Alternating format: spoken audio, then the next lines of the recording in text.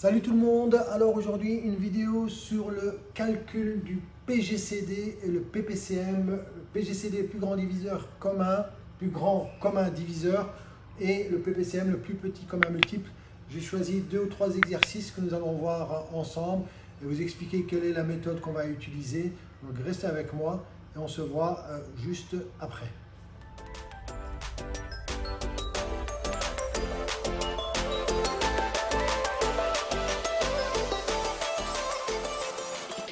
Voilà, donc ici le but de la vidéo consiste à trouver ce qu'on appelle le PGCD, le plus grand commun diviseur. Donc c'est un diviseur mais qui doit être le plus grand possible et qui doit être commun au nombre. Et le PPCM, le plus petit commun multiple, cette fois-ci ça doit être un multiple et il doit être le plus petit possible et commun aussi au nombre. D'accord? Donc ici j'ai pris 2 nombres. Donc il s'agit de trouver le PGCD de 30 et de 375. Le plus grand commun diviseur de 30 et de 375. Alors, il y a la méthode standard qui consiste à trouver tous les diviseurs de 30. Donc 30 se divise par 1, par 30, par 2, par 15, par 3, etc. D'accord? Donc, vraiment lister tous les diviseurs de 30 et lister aussi tous les diviseurs de 375. Et après, ensuite, on regarde quel est le plus grand commun dans les deux, et ça correspondra au PGCD. Mais c'est une méthode qui est quand même assez longue, surtout si vous avez un nombre qui a beaucoup de diviseurs, et donc c'est une méthode qui peut être longue. D'accord? Surtout pour le calcul du PPCM, car au niveau des multiples, on peut avoir beaucoup de multiples, et ça peut être très très long. Si je commence à lister tous les multiples de chaque nombre, ça peut être long. D'accord? Donc nous, ce qu'on va faire, je vais vous proposer une méthode, c'est ce qu'on appelle la décomposition en facteurs premiers.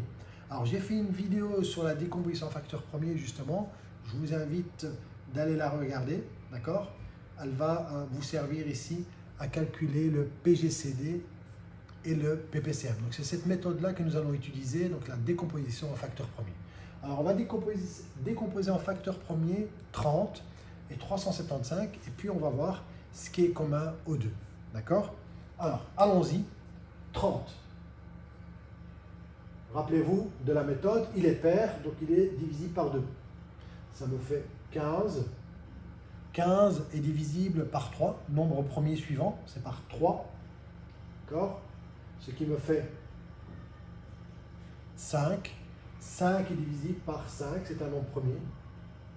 Et je tombe sur 1. Donc rappelez-vous, une fois que j'arrive à 1, la décomposition était finie. Donc je rappelle ici, c'est uniquement des facteurs premiers. Okay?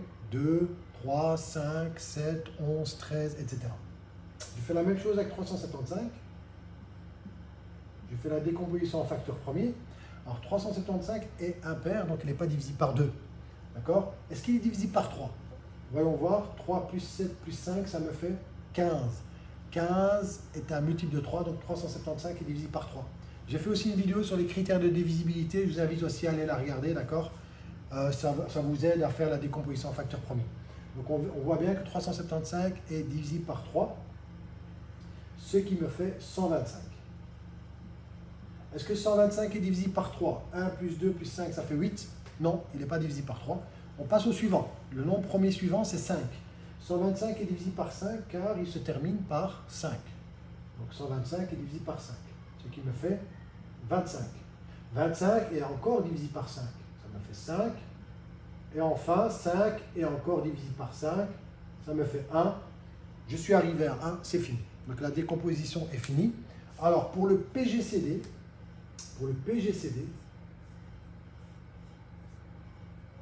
il suffit de prendre ce qui est commun aux deux nombres. Qu'est-ce qui est commun aux deux nombres? On peut l'entourer. Alors le 2, il est ici à gauche pour le 30, mais ce n'est pas un diviseur de 375, donc ce n'est pas commun. Le 3, oui. Le 3, il est commun. D'accord? Ici, j'ai un 3. Ici, j'ai un 3. Donc le 3 est commun aux deux. Et qu'est-ce qui est commun? Le 5. Mais une seule fois. D'accord? Parce qu'ici, j'ai 3, 5. Mais ce qui est commun, c'est une seule fois le 5. Donc en fin de compte, qu'est-ce qui est commun? Le 3 et le 5. Ce sont des diviseurs que je retrouve dans les deux. Alors, qu'est-ce que je vais faire? Je vais les multiplier parce que ce sont des facteurs. D'accord?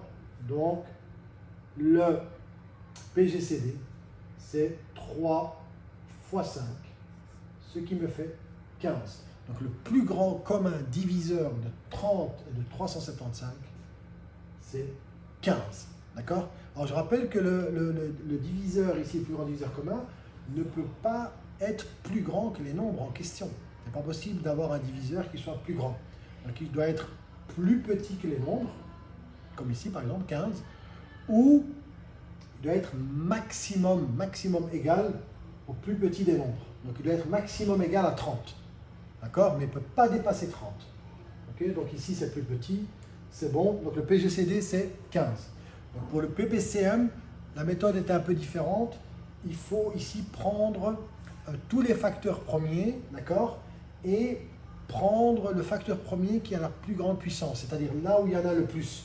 Donc ici, c'est 2 fois 3 fois 5. Ici, c'est 3 fois 5 fois 5 fois 5. Donc ici, j'ai 3 fois 5 au cube. D'accord? Et ici, j'ai 2 fois 3 fois 5. Alors, qu'est-ce que j'ai comme facteur premier? J'ai le 2. Je l'écris une seule fois parce qu'il est représenté qu'une seule fois. J'ai le 3. Il est représenté qu'une seule fois, donc je l'écris qu'une seule fois. Par contre, le 5, ici, il est exposant 1. Il est une seule fois, il est représenté une seule fois. Mais ici, il est représenté 3 fois. Donc, je dois prendre là où il y en a le plus, là où il y a la plus grande puissance. Donc, je dois prendre 5 exposant 3. D'accord? Donc, autrement dit, c'est 2 fois 3, 5 au cube, c'est 125. Hein? D'accord? Ce qui me fait combien ici? 6 fois, ça fait 600 et 150, ça me fait 750.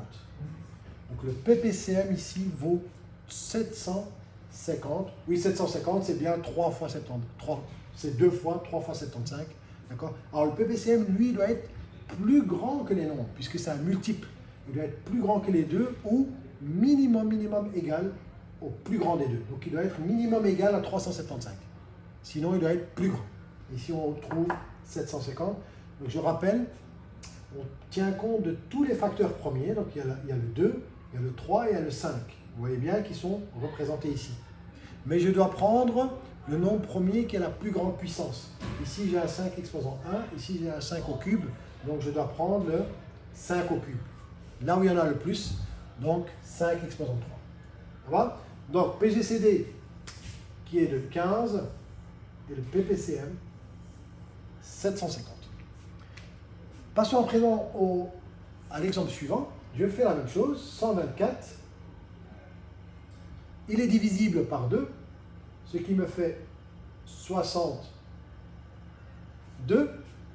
Il est divisible encore par 2, ce qui me fait 31. D'accord? Et 31, c'est un nombre premier. 31, il fait partie de la liste des nombres premiers. Il est divisible par 1 et par lui-même. Donc 31 sera divisible par lui-même, ce qui me fait 1. D'accord? Je fais la même chose avec 140. 140 est pair, donc il est divisible par 2, ce qui me fait ici 70, 70. Il est pair, il est divisible par 2, ce qui me fait 35. 35 n'est plus divisible par 2, par contre, il est divisible par 5. Il n'est pas divisible par 3, mais il est divisible par 5. Divisé par 5, ça me fait 7. Et 7 est premier, donc il sera divisible par lui-même, par 7.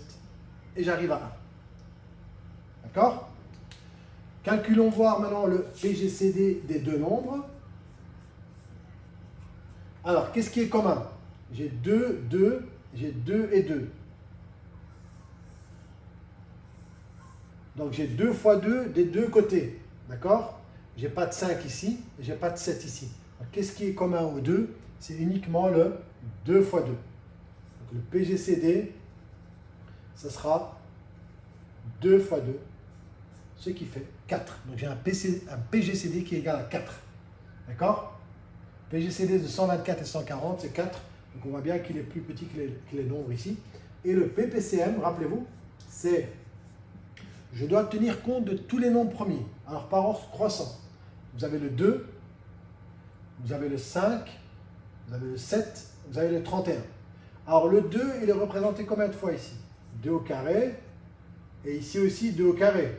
Ils ont la même puissance. Donc ici, j'ai la même quantité des deux côtés.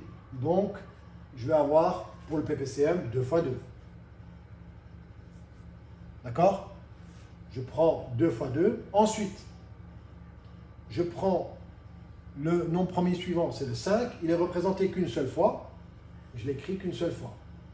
Le 7, il est représenté maximum une seule fois. Donc, je l'écris qu'une seule fois. Et le 31 aussi, il est représenté qu'une seule fois. Donc, ce sera fois 31.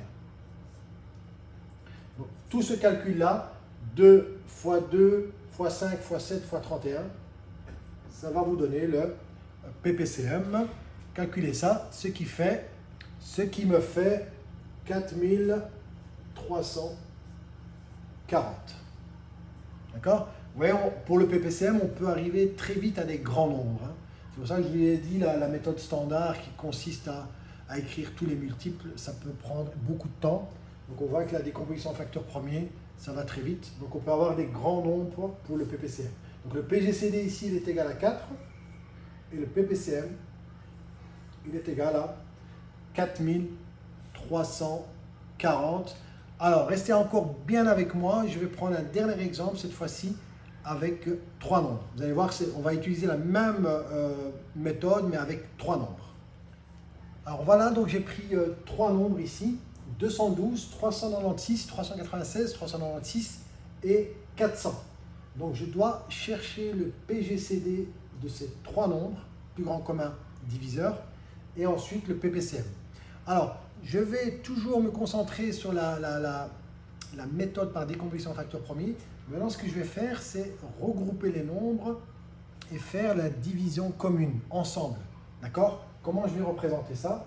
Je vais représenter de cette manière-là. Je vais écrire 212, 396, 400.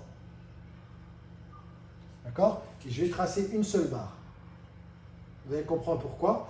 C'est-à-dire, au lieu de faire la décomposition séparément, de 212, 396, 400, et puis voir ce qui est en commun, je vais faire ça en même temps. D'accord? Tout à l'heure aussi, avec les deux nombres, j'aurais pu le faire, mais c'est pour vous montrer les deux méthodes différentes. Après, ce sera à vous de choisir avec laquelle vous êtes le plus à l'aise. D'accord? Donc ici, c'est en même temps. Alors, je commence toujours par le nombre premier, 2. C'est le plus petit par ordre croissant. Je vais diviser par 2. Alors cette fois-ci, vous allez, comme c'est commun, vous allez tout diviser par 2, si c'est possible. 212 divisé par 2, ça me fait 106. D'accord? Ensuite, vous faites 396 divisé par 2, ce qui me fait 198. Eh bien, 198. Oui. Ensuite, vous faites 400 divisé par 2, ça fait 200. Ici, ça tombe bien, les 3 nombres étaient divisibles par 2. Ils étaient pairs. Très bien. Je regarde, ils sont toujours pairs. D'accord? Donc, je peux encore diviser par 2. 106 divisé par 2, ça fait 53. D'accord? 198 divisé par 2, ça me fait 99. Et 200 divisé par 2, ça me fait 100. Alors attention ici, 53 est impair, 99 est impair, 100 est pair. Donc il n'y a que le 100 qui est divisible par 2. C'est pas grave, je continue à diviser par 2. Tant que c'est possible, ne fût-ce que pour un nombre, je continue. Donc je vais encore diviser par 2. Alors qu'est-ce que je vais faire de 53 et de 99? Je vais les recopier car ils ne sont pas divisibles par 2. Donc je recopie 53 à la ligne suivante et le 99 à la ligne suivante. D'accord? Je fais uniquement la division pour le 100. 100 divisé par 2, ça me fait 50. Alors encore une fois, j'ai toujours un nombre pair qui est 50. Je continue. Encore divisé par 2. Ça me fait 25. D'accord? Je recopie le 99. Je ne l'ai pas divisé par 2. Et le 53 aussi. D'accord? Maintenant, je me retrouve avec 3 nombres qui sont impairs. Alors, je vais passer au nombre premier suivant, c'est le 3. Est-ce qu'il y a un nombre qui est divisible par 3? 53, non. 99, oui. 9 plus 9, ça fait 18. Et 25, non. Donc, alors, du moment qu'il y a un nombre qui est divisible par 3, il faut diviser par 3. Je divise par 3. 53, je le recopie, car il n'est pas divisible par 3. 99 est divisible par 3, ce qui fait 33. 25 n'est pas divisible par 3, je le recopie. Ok? Donc vous voyez bien que je fais la division vraiment ensemble, hein, les 3 ensemble. Ensuite, 33 est toujours divisible par 3. Je continue. Divisible par 3. 33 est divisible par 3, ce qui me fait 11. 25, je le recopie. Et je recopie le 53. D'accord? Alors, ici, je n'ai plus de nombre divisible par 3. D'accord? Je vais passer au suivant, par 5. Est-ce qu'il y a un nombre qui est divisible par 5? Oui, le 25. Donc, je vais diviser par 5. 25 divisé par 5, ça me fait 5. Le 11 n'est pas divisible par 5, je le recopie. Le 53 n'est pas divisible par 5, je le recopie. D'accord? 5 est encore une fois divisé par 5, ça me fait 1. Ici, je recopie 11. Et ici, je recopie 53. Alors, la décomposition de 400, elle est finie. Pourquoi? Parce que je suis arrivé à 1. D'accord? Une fois que vous arrivez à 1, c'est fini, vous avez fini. Qu'est-ce qu'il vous reste? Il vous reste pour le 396 et le 212, il vous reste le 11 et le 53. Alors, je vais passer au nombre premier suivant, divisé par 5. On a dit qu'il n'était pas divisé par 5. Par 7, il n'est pas divisé par 7. Mais 11, en fait, il est premier. Donc, il sera divisible par lui-même. Donc, je vais diviser 11 par lui-même. Ça va me faire 1. Et ici, ça va me faire 53. D'accord? J'ai fini pour le 396. D'accord? Qu'est-ce qui me reste? Donc, vous voyez bien, ici, j'ai fini. D'accord? Je suis arrivé à 1. Ici, je suis arrivé à 1, j'ai fini. Qu'est-ce qui me reste ici? 212. Je suis à 53.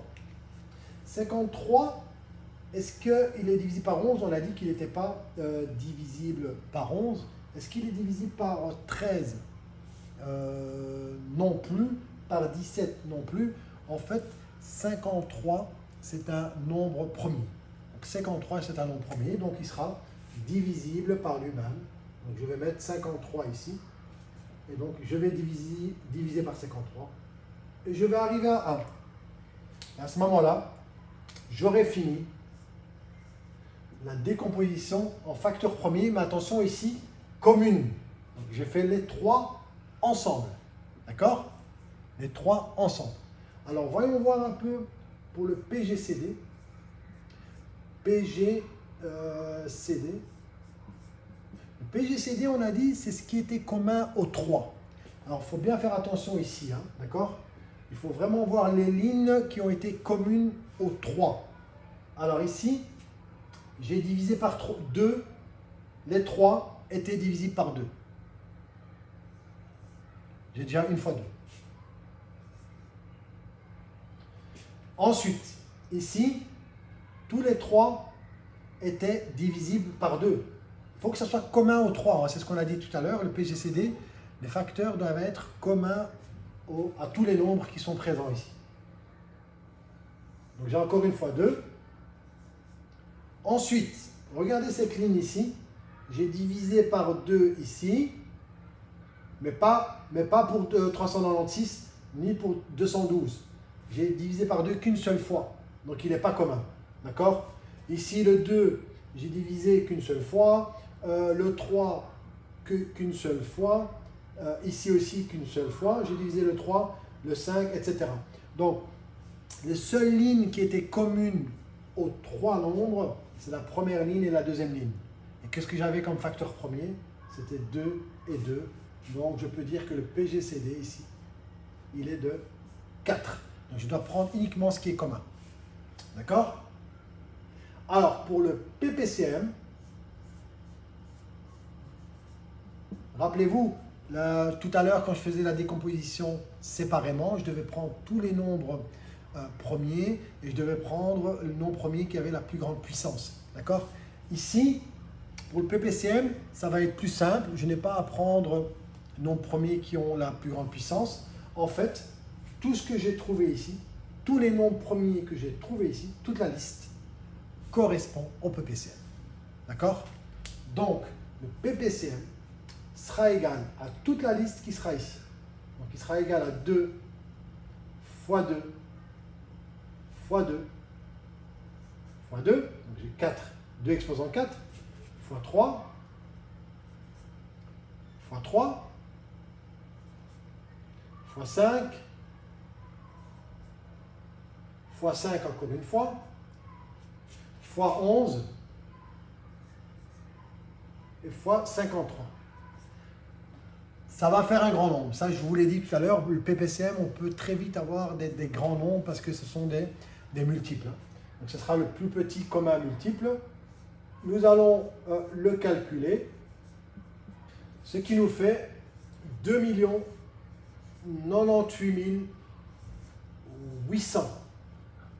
On voit bien que c'est un grand nombre. Donc, imaginez si vous aviez fait la méthode standard, c'est-à-dire à chercher les multiples de tous les nombres et vraiment donc, faire la liste de tous les multiples et aller chercher le plus petit commun multiple. Donc vous imaginez si vous devez dresser toute la liste et arriver à 2 98 800, ben ça va vous prendre énormément de temps et vous risquez de vous tromper, etc. Donc on voit bien que la décomposition en facteur premier, elle est beaucoup plus efficace. Alors n'oubliez pas, vous pouvez, comme je l'ai expliqué ici, faire la décomposition en regroupant.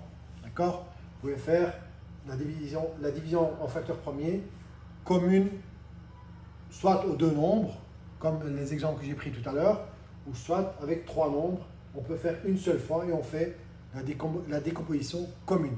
Alors je répète, PGCD, on prend uniquement ce qu'il y a de commun, donc voir là où ça fonctionnait pour les 3 nombres, ou bien pour les 2 nombres s'il y en a 2. Donc ici, on a vu que c'était uniquement le 2 et le 2, les 2 premières lignes, 2 fois 2. Et le PPCM, ici, il ne faut pas prendre la plus grande puissance, etc. comme tout à l'heure. Ici, il suffit de prendre tous les facteurs premiers qui sont présents ici. Donc, quand vous faites la décomposition en facteurs premiers commune, les facteurs que vous avez ici à droite, si vous les multipliez, ça correspond à votre PPCM. Donc, tous les facteurs trouvés ici, les multiplier ensemble, ça correspond à votre PPCM. Et donc ici, vous voyez très bien qu'on a un très grand PPCM qui est de 2 98 800. Voilà, j'espère que cette vidéo était intéressante pour vous. J'espère que vous avez bien compris la décomposition. Je vous invite à aller regarder, si ça n'a pas été fait, les vidéos sur les critères de divisibilité et sur la décomposition en facteur premier. J'explique comment faire une décomposition en facteur premier. N'hésitez pas à vous abonner, bien entendu, et à me laisser des commentaires si vous n'avez pas compris telle ou telle notion. Et je vous dis à très bientôt. Au revoir.